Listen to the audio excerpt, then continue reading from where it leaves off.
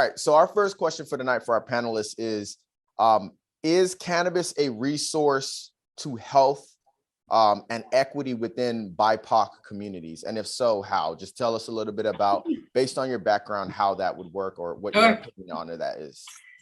Yeah, my answer is that it can be, right? The degree to which it will be wholly depends on how well we steward the space, right? How well we take care of this plant, how well we protect the people who use it and consume it, and certainly how we regulate its reform and how we manage regulation moving forward in a way that allows individuals and even enterprises to work with the plant's full potential. We're not there yet, right? I personally think cannabis is the key, right?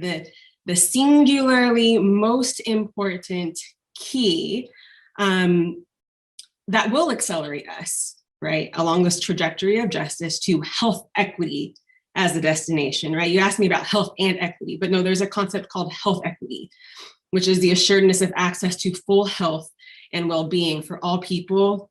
And when we talk about health equity within the cannabis space, we are talking about using the opportunity of cannabis to address equity first and foremost from the community in the communities that have been most divested of their access to that full health and well-being. You know who I'm talking about, right? But it will not be a resource to us for health or equity or health equity if we, the people, continue to go along with this false binary that, right, so cannabis is either medical or recreational, with a growing emphasis on recreationalizing the space, under adult use, or to continue to allow really a narrow-minded minority to control cannabis policy, right?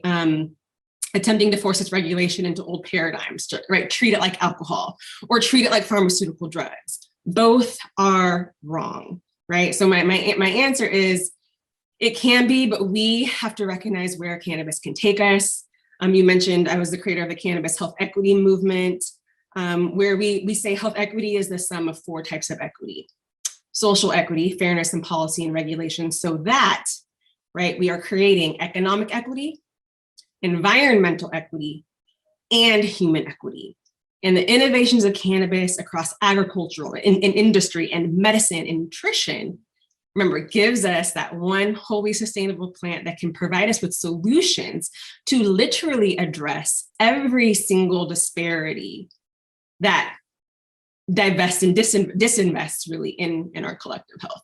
And in reference to what Shelagh was speaking on earlier on about things, reparations and all that, this industry has the opportunity to create wealth for generations. People have to stop thinking small-minded, though. Most people only think, when you think cannabis industry, that you either want to be a grower, a manufacturer, or somebody who's selling cannabis. There's a whole industry attached to the cannabis industry, okay? Think about things like waste, okay? I know somebody who became a millionaire instantly in 2 years collecting cannabis waste. Why? Because it's not federally legal. So you don't have federal or state agencies that collect cannabis waste, okay? There's different industries and different things you can get into. Somebody has to make the lighter, somebody got to make the rolling paper, somebody got to make the ink for the rolling paper, somebody got to make the rolling trays, somebody got to make the ashtrays. There are so many things that are attached to the cannabis industry that you can gain wealth off of also. So don't just pay attention to the buying and selling of cannabis, the plant itself. Pay attention to all the other different industries that are attached to the cannabis industry as well, new industries that you can form attached to the cannabis industry and gain wealth off of yourself. Don't just think it's about buying and selling of the plant. The question here is, how do we normalize cannabis within the political sphere? And we'll go ahead and have Dr. Knox go first. Sure. I just wanted to make one comment in response to the conversation. It was hard to hear, got to be honest, but I just want to remind us that we can write legislation too, right? We can write legislative concepts. We can find sponsors to help draft bills that we wrote.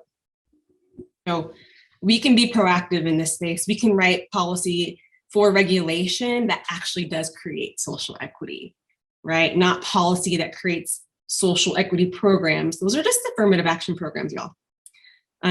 Social equity programs are not going to somehow make the policy and the regulatory framework equitable when it wasn't written equitably.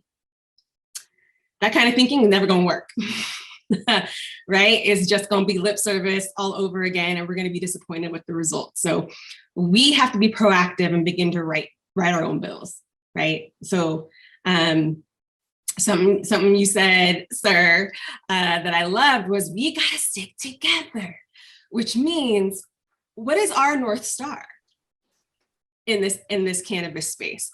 Where do we want to go collectively together? And once we determine that, let's reverse engineer what these bills need to look like, what the policy needs to look like, such that regulation actually does drive us closer to our bottom line. So I just wanted to say that. And then my response, Alex, to your question, how do we normalize cannabis within a political sphere? I think first we have to address the biggest challenge and what I think is the real barrier, and that is a convergence of conflicting agendas, right? There is no collective conscience leading the reform and legalization movement. And that's a big problem, right? We have people who have the most political capital and political will with a focus on the money. That's it. They don't care about access and affordability to a medicinal plant. They don't care about opportunity for historically excluded communities, right? And then for those who do want to legalize and regulate, the goal of that money is taxation, right? But then y'all, we have to remember that there are people who are wholly oppose legalization. Why? Well, I think it's because their interest wanting to continue to fuel the prison industrial and medical industrial complexes, right? You got to recognize that prohibition has made a lot of people a lot of money, and it continues to do so. So we have dueling incentives, right? All around the money.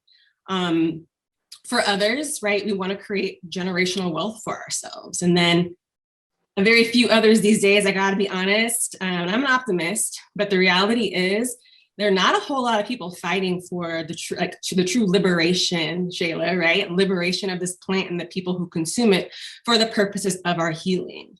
Like that conversation has really gone by the wayside as we race to adult use, right? Can we just all agree that there's no such thing as just this catch-all recreational use? Adults are using cannabis discretionally, right? They're using it for medicine. They're using it for enlightenment, for creativity, right? They're using it in social settings. You can call that recreating if you want. They're using it for wellness purposes, right? That's not all recreating. And the top 3 reasons people consume cannabis through the adult market are insomnia, pain, and anxiety. Which one of those 3 are recreational purposes, right?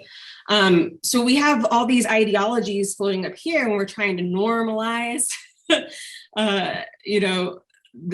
policies around this plant. I think it's next to impossible if we don't, again, agree on what we want this plant to do for ourselves and how we want to show up and steward this plant for our benefit. If we can't agree on the destination, how in the world are we going to agree on what policies and therefore regulation are going to get us there? So I will end it with this. I think in my experience in working with policymakers and regulators, the number one or most effective tool I know that has resulted in a change of mind is sharing the history of this plant in our country, beginning with the slaves who cultivated it to the tune of millions of dollars, right? One of the top 3 cash crops during slavery that generated the wealth of our country, through the scientific discovery of the endocannabinoid system and the pharmacology of cannabinoids and other chemical constituents of the plant. You can't argue against that stuff. And I'll tell you, it's like people do a 180. We have to improve the competency of cannabis amongst our cannabis policymakers, our regulators, and certainly our community, right? A lot of Black folk don't know that slaves were the knowledge keepers around the cultivation of this plant for 400 years. We have to know those truths so that we can share in this really cool legacy of an identity and go out there and fight for what's ours. Shelagh said our reparations. That's restitution. Pay us what we're owed. But if we're not telling that history, if we're not getting in, one mind, recognizing that our identity is actually bound to the history of this plant in our country, we're never going to properly steward this plant right to that destination I keep on talking about. We're in a good place. As a person who spends my days on Zoom calls with the tops to the days in the streets talking to normal folks, Washington is, and as a person who's done it before multiple times, if y'all know, if I figure out, which I'm not going to share it to you because it's not a secret, there is a system that does work. I was the chair of the Black Policy Foundation before I left here and went down to LA, but for 4 years. And I was also the chair of the Statewide Poverty Action Network, one of the largest nonprofits here, working to eliminate the root cause of poverty. Worked on legislation that created the mandatory minimum wage, healthcare for everybody. I mean, I did a whole bunch of legislation and up in those walls. And what I'm telling you, I didn't know none of that stuff until they put me on that board position. And I didn't even know what a board position was when they put me on the board. Okay, within a few months, they taught me what the system was, and it happens every year in regards to how our legislative process goes.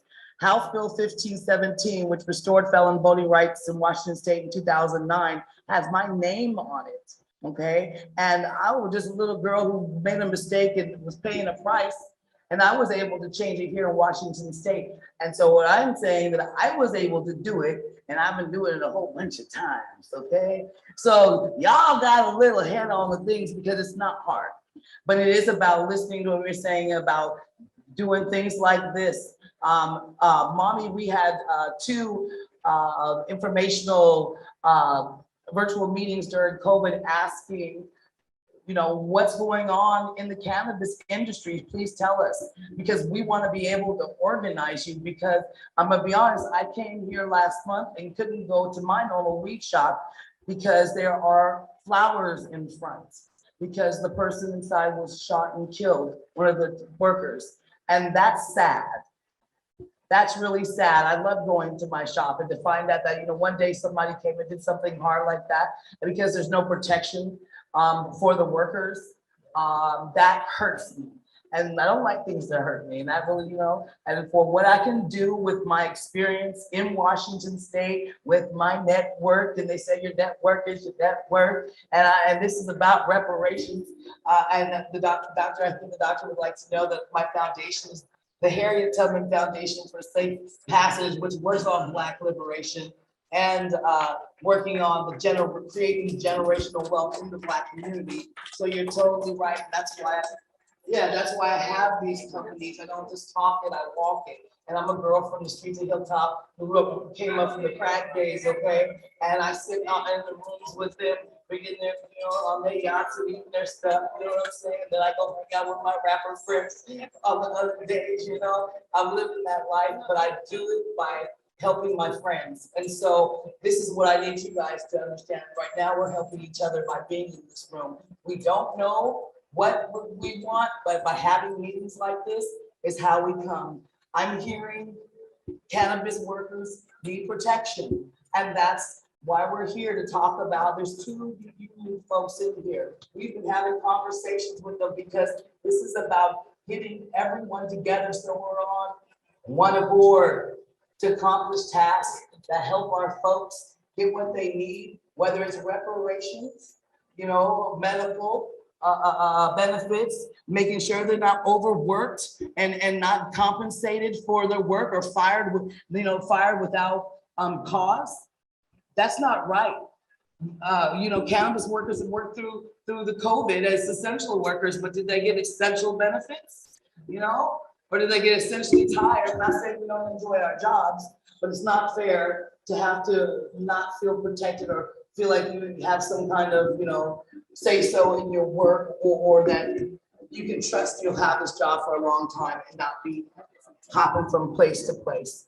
And so I just want you guys to know, again, when I think I started it, it's talking it, speaking it, picturing it in our minds, and working together to do a process that is very, every year, the legislative things work. She's exactly right. It's about writing bills. I got friends here who write bills. There's probably people in here who write bills. You know what I'm saying? But what we're going to write that bill about. But that's you guys who are working in this, for us to survey and find out together what is the most important thing that we can do right now. And I would hope that, I think that I'm not sure if Mommy has put out a survey, but I'm sure that that's one of the things that we can do as far as like the next step in this conversation is, what do people as collective? Right now, I am hearing, we need to come together. So, how we gonna make that happen? But I want to hear more. The key is education, number one. And I think when we start educating people on the benefits of hemp, and things of that nature, most people, especially older people, especially people in the churches and whatnot, because that's a lot of the big holdup. The churches and have the old people, and the old people don't support, and yeah. Well, yeah, I believe that if we make them aware of the true benefits of hemp and the things that come along with hemp, how more environmentally friendly it is as far as being used for clothes, as far as being used for building, as far as being used for fuel. Once we start educating people on things of that nature more, I think they will sway more towards understanding and taking away the bias. But as long as you just push the agenda of getting high and making money off of it and having a good time, you have a whole generation of people who are not interested in that. And a lot of that generation people control a lot of political power within the communities and within the government. But one thing for sure, everybody knows that the world is going green right now.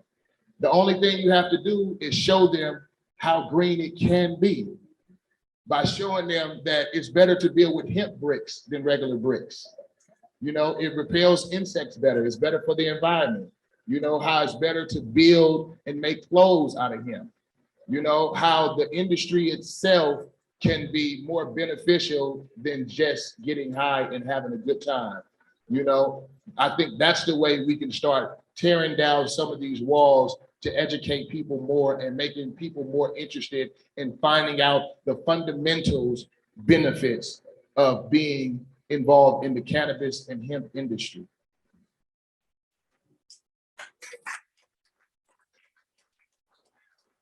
I agree with that. I want to add to that as someone who's been a hemp educator for 30 years and had a hemp clothing business. That's definitely the key, especially with older generations.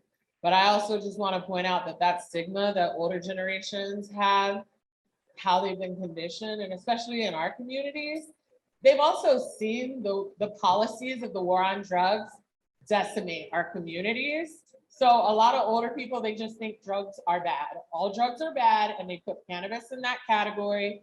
And so that's where you have to get at people. Yeah, like it's trauma. And I understand when like an old Black person from the church is like, no, the devil's weed, my whole family. Like I've dealt with that. So, I do think coming from a perspective that is more like business oriented with hemp and like, oh, this is how we can actually generate wealth in a different way that's not related to just getting high is a key, because that's an industry thing, right? We actually can use hemp in every single industry that exists. Every single industry.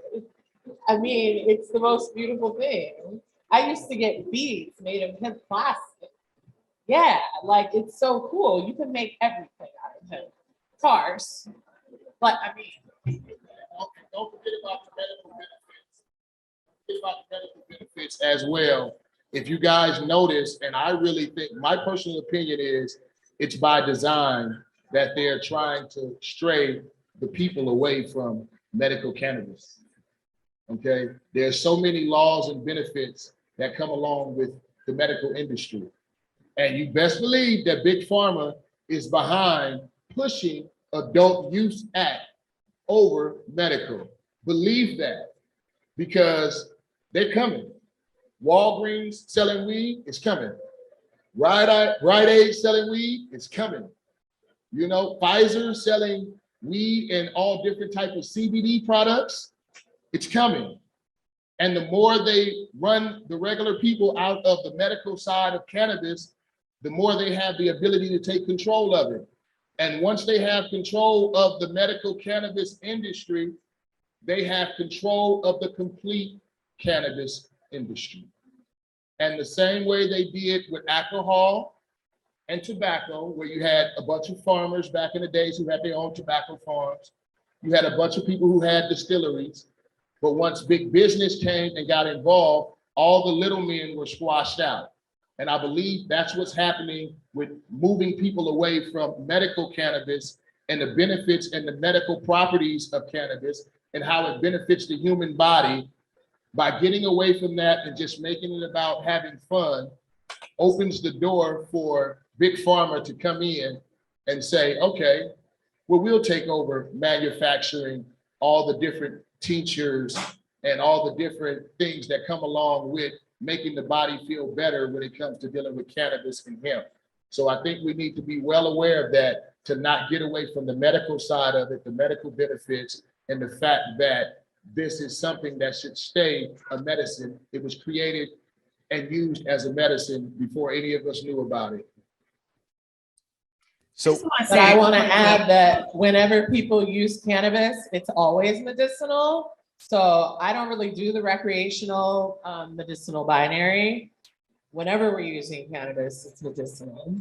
And that's just from a healthcare perspective. So understanding that, like, when I get high after work, that's medicine. It's not just like, oh, I'm getting fucked up, you know? And having a more holistic lens, I think, is really, really important in this respect. And getting rid of the adult use medical binary is actually a really important step in moving forward, in my opinion. so let's. Yeah. We haven't heard from Ray. What? Can I jump in here? Can you all hear me? I know, Alex, you can hear me. Okay, I want you to smoke up. Say Take a second loud. to light up. Good vibes, light up. Yeah, I don't think. Light up, light up. Yes. A moment to have Rachel, Dr. Knox, speak up for a little bit. Let's take just a quick moment for Dr. Knox, and then we'll go to our final question. Yeah, I just wanted to follow up Sheila's comment. Y'all, medicinal plants, right? That's a thing. Cannabis is medicinal. It's a medicinal plant. It's sort of redundant to say medicinal cannabis. I mean, you could, but the reality is people are recreating with a medicinal plant. It's medicinal all the time, like Shelagh said. That's it. But FYI, the DEA and FDA say that only the FDA gets to determine what is medical, what is therapeutic, what is medicinal, right? So yes, we have to recognize that we don't have to play that game with them. They can call their pharmaceutical cannabinoid drugs medical and therapeutic and medicinal all they want. We know the truth. This plant is inherently medicinal. From hemp to the highest THC chemovar, it is medicinal, regardless of how we use it, all the time. Fine. So let's just call cannabis cannabis, right? Hemp is medicinal too. It's all cannabis. And let's start focusing our educational campaigns around teaching the various types of uses, right? If we can start articulating our awareness and our knowledge that this plant is much more than meets their eye, we're going to win this battle, right? We don't have to play the naming game with them. Cannabis is cannabis. We're gonna produce the highest, most consistent quality products from personal care goods to consumer goods that we put in and on our body, But y'all, that means that the majority of us have to recognize, again, what I said from the very beginning, what cannabis can do for us, right? If we people of color continue to buy into this recreational movement, we're not going to serve our elderly population who will probably benefit more from cannabis, using it medicinally, than using these pharmaceutical drugs that are continuing to kill our communities. We're relying on this system to care for us. I'm sorry, the health disparity gap has not closed in decades, and we're not closing it at all. It's widening, right? So we, the people who are, again, stewarding this industry, have to recognize the opportunity we have to create products that have a purpose so that people who look like us are not left behind. Because so long as we're not producing products that are going to benefit the bottom line in our communities, our health, again, you can recreate with healthy products. Isn't that cool about cannabis? You can have fun with something that heals you at the same time. What other product on the face of this earth does that? Right, so we can't buy into this game. I think Bo, you mentioned, like, buy into this game that adult use is just party and fun and borderline misuse, right? They're pushing that. They're pushing that narrative. They're pushing us to misuse and abuse this so they can prove the point and capture the market. But it's going to be on us to protect our craft growers. It's going to be on us to protect home growing. It's on us to protect cooperative growing.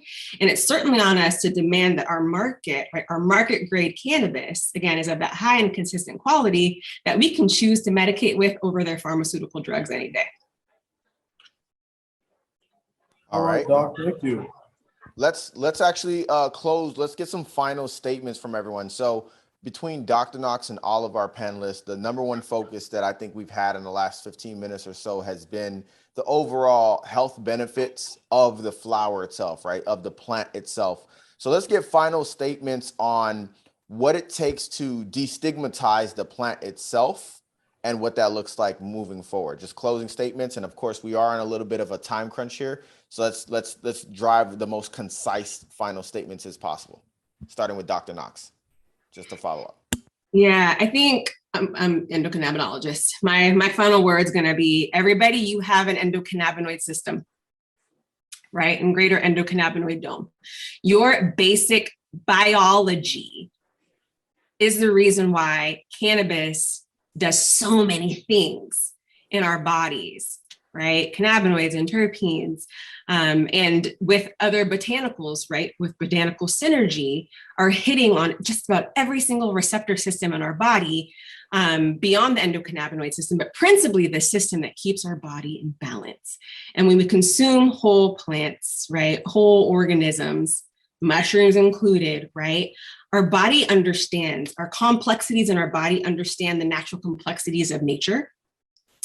And it doesn't allow us, truly, our system will down-regulate, right, in excessivity, in excessiveness, not with these monomolecular drugs Big Pharma's pushing on us, right? So I think the number one thing I want us to take away is that we have this beautiful system on our body. We have a plant in cannabis that is the most versatile tool that works on the system on our body, that's responsible for keeping us in healthy balance. Right. And I think if we all can recognize that, then I think we're going to be well positioned to make the right kind of arguments amongst our peers, amongst our family members, amongst our medical providers, amongst politicians in these policy and regulatory circles. But just remember that, right? That's why cannabis is medicinal all the time. It works on this amazing system in our body, regardless of how we're using it. So we honor ourselves by honoring this plant and vice versa. Right on. That's powerful. Very, very, very. That's what's up. Yeah, so I'll just keep it real brief. And please light up. It's good vibes. Like the smell of it. Sounds great. Anyways, so I think about normalizing the plant and, just making sure that folks understand that it's, additional value, it's historical value in our communities. Fits into the last question about normalizing with the political sphere. I will highlight the fact that, the union, UFCW, which represents cannabis workers across the state, actually across the country, We want to support equity in the division. Right on. There's so much stuff going on we need to change. And so, some of the things we do is hold spaces like this, working with our grassroots partners, Lada, I don't say mommy, what's it? Mommies or mommy? Okay. Well, yeah, I mean, just like folks who've been in the field doing the work, really being stakeholders and speaking out. And so I think that there's a technical term in the political world, it's called deep canvassing. When you go door to door, you talk to a voter, and you share your experience about why it's impactful, you ask questions, you just kind of listen in, you build that compassion and that relationship with the voter, and you're able to turn them into your, get them to vote for your cause. And so events like that, deep canvassing, having dialogue, and really partnering with organized labor. It's really in our interest to support equity in the industry because workers here deserve it. We want to expand our division, and we have a very robust political department. So it all works in congruency. Our members have a strong vetting in our electoral process. So they interview candidates. They create the questionnaires, interview candidates to make sure that they're going to vote and support issues that we care about. We have prohibitions in cities like Kent. And so we need to get a new mayor in Kent, right? We need to get new city council members in Kent. And our union does all that work to kind of build it all together with our community, our political world, and our members, and endorsing things like cannabis equity and having folks speak out. We have public hearings. We are building for equity policy in Seattle because we have to start somewhere. We have no equity policies in Washington State. We started in Seattle, and we're getting so much positive feedback. Talked with Ariana over there. She's one of our lead organizers in the cannabis division. Working with our elected officials like Teresa Mosqueda to really champion our cause, and we hope to work with you in the future on this. Thank you.